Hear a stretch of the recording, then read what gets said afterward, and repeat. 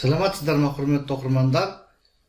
Бүгінгі сабақта бір тригонометриялық теңсіздікті шешуді қарастырамыз. Сонымен, мынау біздің берілген теңсіздігіміз. Осы теңсіздікті шешеміз. Есеп теңсіздікті шешіңіз. Шешуі алдымен теңсіздікті жазып аламыз. Содан кейін біз мынандай теңсіздіктердің мәндестігін қолданамыз. Егер қатынас, яғни бөлшек нөлден кіші болса,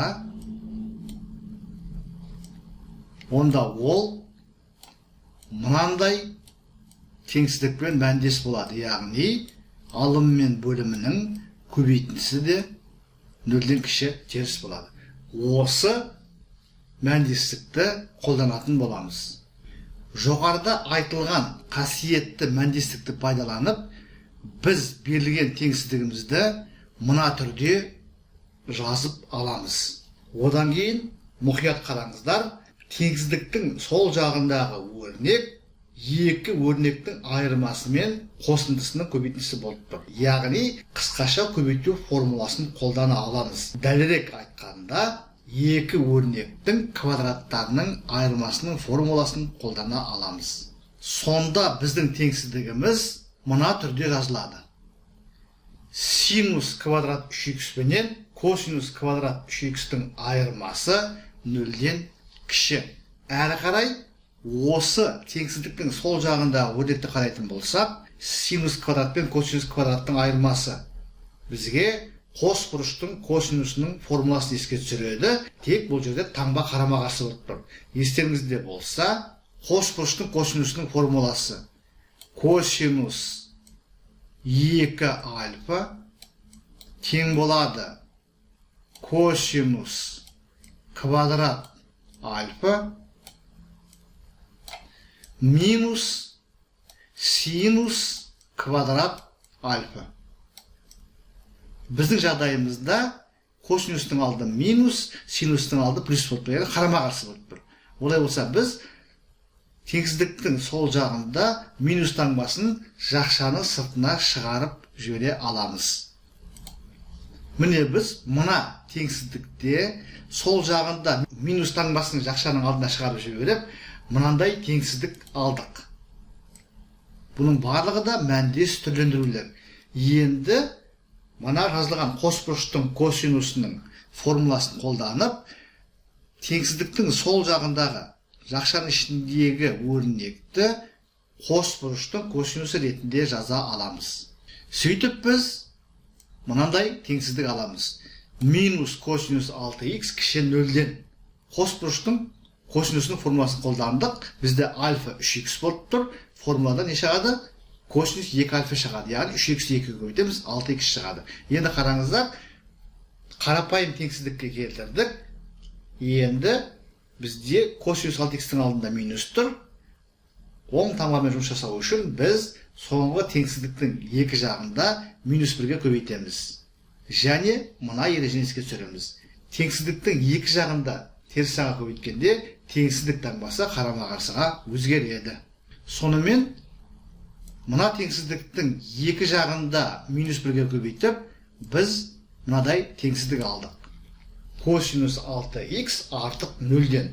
Бұл қарапайым тригонометриялық теңсіздік. Косинус 6х артық нөлден, яғни косинустың таңбасы оң болып тұр. Еске түсірейік, косинус қай ширектерде оң? 4-ші және 1-ші. Олай болса, біздің аргументіміз минус 90 градус пенен плюс 90 градустың аралығында болады деген сөз. Сонымен, тағы да қайталап айтамыз, бізде косинус артық нөлден, яғни косинус қай ширектерде оң деген сөз. Яғни, қандай аралықта дәлірек айтқанда. Косинус бізде 1-ші және 4-ші ширектерде оң, олай болса, бізде бұлай дегенді білдіреді. Бізде бұрыш мына жерден бастап, мынаға дейін кетеді міне. Екі шеті кірмейді, себебі бұл жерде косинус нөлге тең. Плюс мына жер, мына жер. Яғни біздің бұрышымыз минус 90-нан плюс 90-ға дейін. Радианмен жазатын болсақ, минус пи бөлінген 2-ден пи бөлінген 2-ге дейін. Және косинустың периоды 2π. Яғни біз екі жағада 2π-ін қосамыз. Енді соңғы алынған қос теңсіздікті шешу үшін біз мына қос теңсіздіктің үш жағында 6-ға бөлеміз, яғни бөлу 6. Сонда бізде не шығады? Сонда бізде мынандай қос теңсіздік шығады. Шында қараңыздар, минус пи бөлінген 2-ні 6-ға бөлдік, 2 6-ға көбейтіледі, 12 болды. 2π-ді 6-ға бөлгенде 2 мен 6 қысқарады, бөлімінде 3 болады. Тап сол сияқты оң жағында. Біз сонымен мынандай жауап алдық. Бұл біздің теңсіздігіміздің шешімі. Тиісті зерт ол түсінікті деп ойлаймын. Сонымен есептің жауабы мына түрде болады. Құрметті оқырмандар, біз бүгінгі сабақта бір тригонометриялық теңсіздікті толық шешу жолын қарастырдық. Әрине, есепті шешудің тәсілдерін көп екенін білеміз. Біздің жағдайымызда теңсіздікті шешу үшін мысалға интервалдар тәсілін қолдануға болар еді. Бірақ ол жерде біздің теңсіздігіміз екі теңсіздіктер жүйесіне келтіріліп, есеп ұзақ жолмен шығатын еді. Біздің ұсынып отырған тәсіліміз бұл бөлшектің қасиеті. Дәлірек айтқанда, егер бөлшектің таңбасы теріс болатын болса, онда оның алымы мен бөлімінің таңбалары қарама-қарсы деген сөз. Яғни алымы мен бөлімінің көбейтіндісі де теріс болады деген мәселе. Осы қасиетті, осы мәндестікті пайдаланып, және әрі қарай қос бұрыштың косинусының формуласын пайдаланып, біз есепті жеңілдеу жолмен шығардық.